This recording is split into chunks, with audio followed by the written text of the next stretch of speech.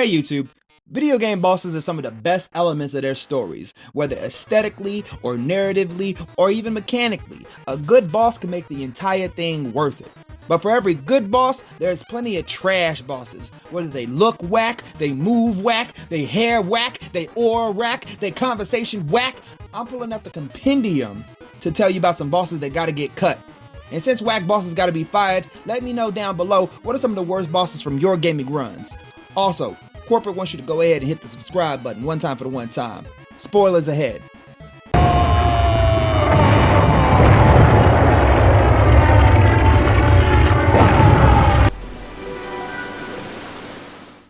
Mortal Kombat 4 is the first of the 3D Mortal Kombats and comes after all the Shao Kahn, Shang Tsung warring. The fight's still going on though because Big Bad Shinnok has awoken.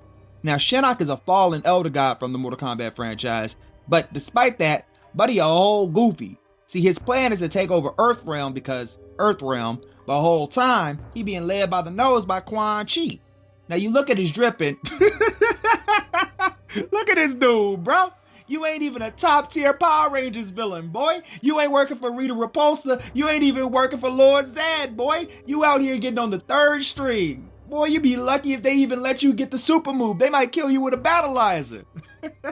So, we can't give him no points for drip. But then let's look at him narratively. And in the narrative, you got Shinnok is cunning. He's manipulative. He's got every plan working in his way. And yet, there are so many storylines of him just getting jumped, him getting run through, him getting backstabbed by Quan Chi. Like in his own Armageddon victory, he sent a doppelganger. He was too smart for his own good. He sent a doppelganger to do the job.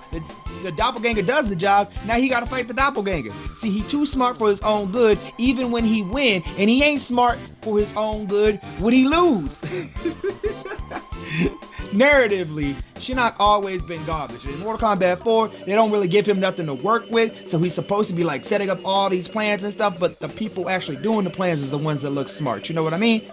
So then we get into mechanically, and like Soulja Boy said it best, but in this case, Shang Tsung said it best when he was taking Soulja Boy's body. That's my bar. Shit. He copied my whole fucking flow. That gets me through the phone. He copied my whole fucking flow. Nothing about Shinnok ever hits like it's supposed to hit. He was easier than Goro, and truth be told, he was easier than some of the lower ladder fights.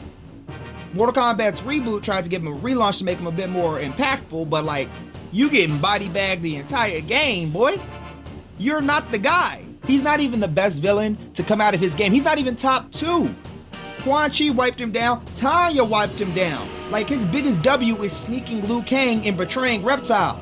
Justice for the guys. Shinnok, you a whole scrub, and without a doubt, you're fired. Now, let's see who's next. Make a spit on you. I deserved.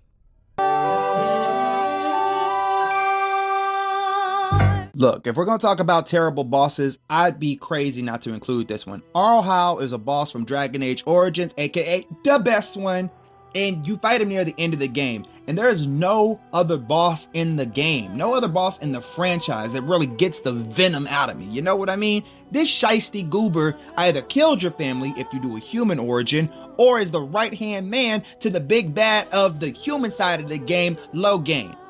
He does not have his fit on at all. First and foremost, he is not wearing that. So the aesthetic is already trash. But then you get into the narrative, and now I got nothing but smoke for Logain, but Buddy really fit. You know what I mean? He has his fit on. He gives you that satisfaction when fighting. He's also actually cunning. He's actually manipulative. He's actually doing the things that he needs to do. Hal gives you nothing. I despise him from the jump. Terrible vibes from day one, whether you're a human origin or not. He's just this sneering, scowling rat of a person. No disrespect to rats. I actually like rats. But when you're fighting him, he's the most annoying kind of rogue to fight. He's tanky for no reason. You're trying to put all this damage on him, and he ain't really getting no knockback, no recourse, no nothing. He's giving you nothing. And then you get to the death scene, right? And in Dragon Age, you can hit a little, you can lop off a little bit from the top. And you know what they do? They don't let you lop his head off or nothing like that. They give him a little scene where he over here like, I wanted more. He's annoying, he's spiteful, and worst of all, by the time you kill him, you got bigger problems to worry about, so you can't even take satisfaction in the fact that you put him in a body bag. So, the People's Council has spoken, and you're out. Tony Hawk Underground, or Thug, is the 5th game from the Tony Hawk Pro Skater franchise, and while it's not my favorite, it does have a fond place in my heart, just because, you know, it's goofy, it's silly, it lets you do a bunch of stuff that you didn't see on TV. Skating culture was big at the time, so, you know, it was a vibe to play. Not to mention the soundtrack was amazing. The storyline in the game is that you're this up-and-comer skater with your bestie, Eric. But see, Eric Sparrow is one of the worst characters I've experienced in a game. On my first playthrough of Thug, I was ready to go GTA on him after the first betrayal. But Buddy doesn't just betray you once or twice. No, he does it twice. And each time, this habitual line stepper needs to get himself corrected, and you don't get the opportunity to do it. So that's number one.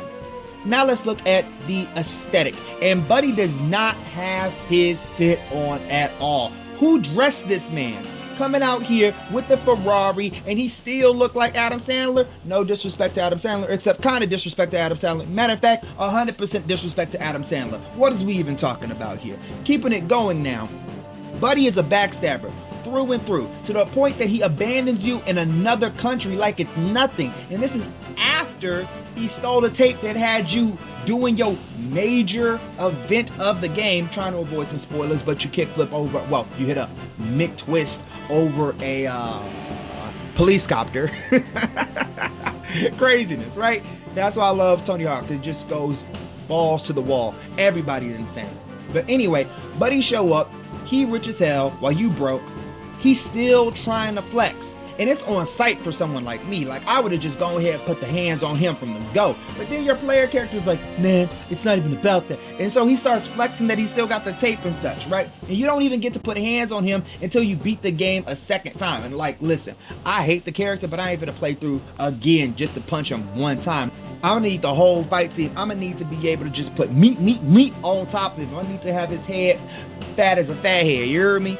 Fat heads were this old. Never mind. Anyway, the final conflict that you get with Buddy is a skate off, and it's not even satisfying. Like, this whole time, Eric has been on your head because you always been better than him, and so you get to this skate off, but it's not like in a competition. It's not on a big screen. It's not showing that you're the better pro between the two. It's just y'all doing some stuff in the neighborhood. Yeah, you know, there's a little hominess to it, but that ain't really satisfying. You don't get to embarrass him. You just get a tape that you already sung because you the one that did it.